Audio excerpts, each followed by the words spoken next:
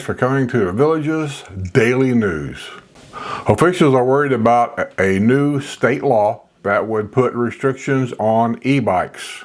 The Florida legislature has sent a measure to Governor Ron DeSantis' desk, which would place restrictions on e-bikes which, up to until now, have been treated like traditional bicycles. The legislature has taken the action due to the rising number of accidents associated with e-bikes. The new law would mandate a 10-mile-per-hour speed limit within 50 feet of pedestrians, require audible signals when passing fellow pedestrians or cyclists, and would create a task force to track crashes and recommend further regulation. E-bikes are widely popular in Florida's friendliest hometown, and they quickly seem to be outnumbering their traditional cousins. Even if the governor signs a new law, enforcement of the rule on e-bikes would be nearly impossible on multimodal paths in the villages. The multimodal paths are considered a private road, and there is no enforcement for speeding and other violations. I've always told people that. You only come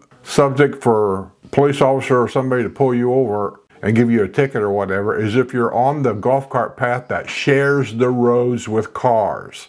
If you're on a golf cart path that does not share roads with cars, it's private. And unless there's an accident, they can't do anything about you speeding. I'm not saying you should speed, I'm just saying they can't do anything about it. Community Development District 4 Supervisor Jim Murphy applauded the legislation but wonders how it could be enforced in the villages. The issue that's going to be facing us is, how does it get policed? No one is answering that for special districts. The law is good, but how are we going to handle it?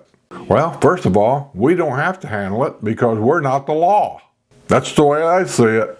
He noted that some e-bikes are zooming along at up to 30 miles per hour on the multimodal paths. Don Dean, a member of the Amenity Authority Committee and also a CDD4 supervisor, said that due to the lack of enforcement, law enforcement will be limited to responding to problems that have already occurred. If there is a crash, they will have the authority to investigate the crash, but they won't have the ability to prevent the crash. Well, maybe it's just me, but that's a big duh. Police has never stopped any crime. Any crime. They're always after the fact to enforce a law.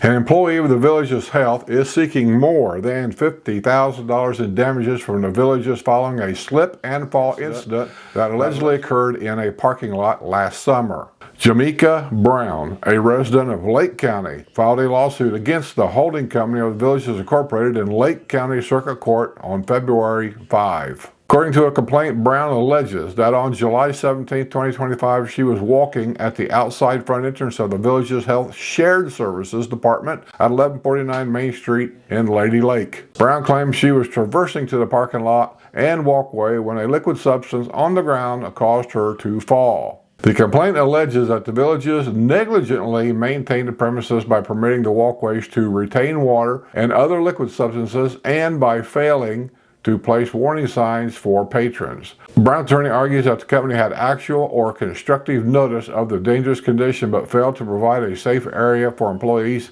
and guests to walk. As a result of the fall, Brown claims she suffered bodily injury, physical impairment, loss of capacity to enjoy life. I'm sorry. I find these charges almost hilarious. She is seeking a jury trial to determine the full extent of the damages. I only have one set of advice. Watch where you're going. A handyman who botched a wiring job at a home in the Villages has been ordered to pay the homeowner $10,000 in restitution. Jitendra Sakhu, 45, of Leesburg, is poised to escape criminal prosecution on charges of unlicensed electrical contracting and contracting without a license if he pays the restitution and successfully completes 12 months of probation. A woman hired Sakhu, who was running a business called Jerry's Handyman Service.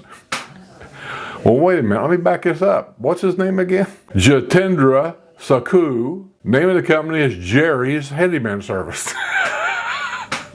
In 2024 to renovate 2 bathrooms, including moving the light switches and adding an additional light fixture at her home in the Seneca Villas in the village of Hemingway.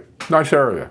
She had purchased the villa constructed in 2008 earlier that month for $395,000. The villa owner, who is from Ohio, told an investigator that in November she discovered that Saku failed to properly wire one of the bathrooms. He failed to make proper connections through the junction box, failed to protect wires from contact with metal studs, and had floating wires wrapped only in electrical tape. In addition, there was no installation of a ground fault receptacle, and a ground wire was not completely secured in the wire nuts. He hid the shoddy work behind drywall, the report said. Saku walked off the job, and the woman who had already paid him the $3,800 had to hire a licensed contractor to complete the job and make repairs. The woman said Saku had portrayed himself as a licensed electrician on Facebook and other social medias. An investigator from DPBR checked state records and found that Saku was not a licensed electrician. The investigator had a difficult time tracking down Saku. The investigator went to Saku's residence in Leesburg, where two vehicles were parked in a driveway. The investigator knocked on the door and immediately heard two dogs barking. The dogs abruptly stopped barking and no one answered the door. The investigator left paperwork at the door notifying Saku of the disciplinary action against him. So apparently he got a hold of somebody. Listen, I'm not being critical about anything that happens. I know things happen,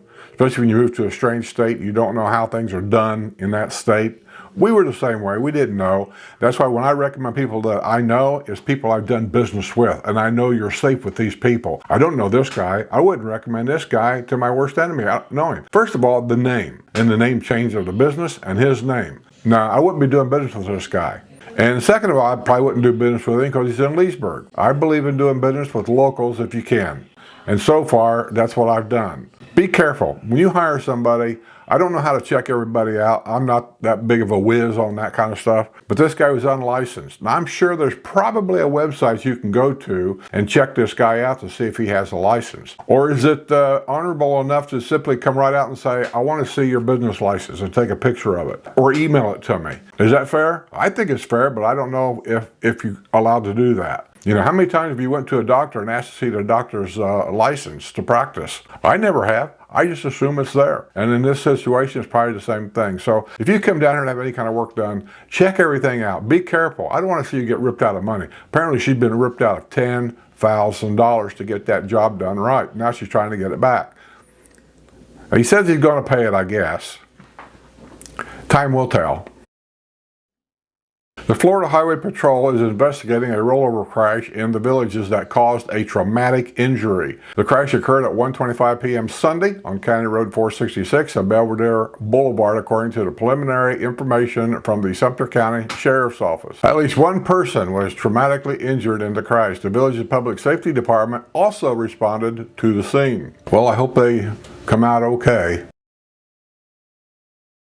A villager with a history of drunk driving arrests has landed back behind the bars. Robert Earl Alley, 64, of the village of Sable Chase, was being held without bond this weekend at the Sumter County Detention Center on a pair of probation violations. Last year, Alley was sentenced 90 days in jail. His driver's license was revoked for 5 years and he was placed on probation for 1 year. Alley's first arrest for driving under the influence came as the result of an incident in which he was found passed out in his golf cart at about 11:30 p.m. June 5, 2024 at the entry gate of the village of Bonita. He was disoriented when an ambulance crew transported him to the U of Health Spanish Plains Hospital in the Villages, where he spent 5 days in the intensive care unit. Medical records at the hospital later showed he had a blood alcohol level of, oh my lord, 0.557 when he was admitted. Dude, you better give it up. A warrant had been issued for his arrest, but he had not been taken into custody when Alley was arrested in February 2025 after he was spotted driving a sport utility vehicle without headlights at Lake Sumter Landing. A deputy initiated a traffic stop, and when he spoke to Alley, the deputy could smell a strong smell of an unknown alcoholic beverage. Alley indicated that he had consumed 3 or 4 beers. When the deputy ran Alley's driver's license, he found that Alley was already wanted on a Sumter County warrant charging him with driving under the influence as a result of the incident in June of 2024. Alley refused to participate in field sobriety exercises, but he provided breath samples that registered .290 and .285 blood alcohol content. Man, some people just can't give it up. This guy's going to be dead because of it. The Ebike Recreation Center Maltese Falcon billiards room will be closed for diamond light installation. If you have any questions or need additional information, contact the Ebike Recreation Center at 352-350-2281. New lights. Okay, I think that's going to be the daily news. This is what happened in the villages today.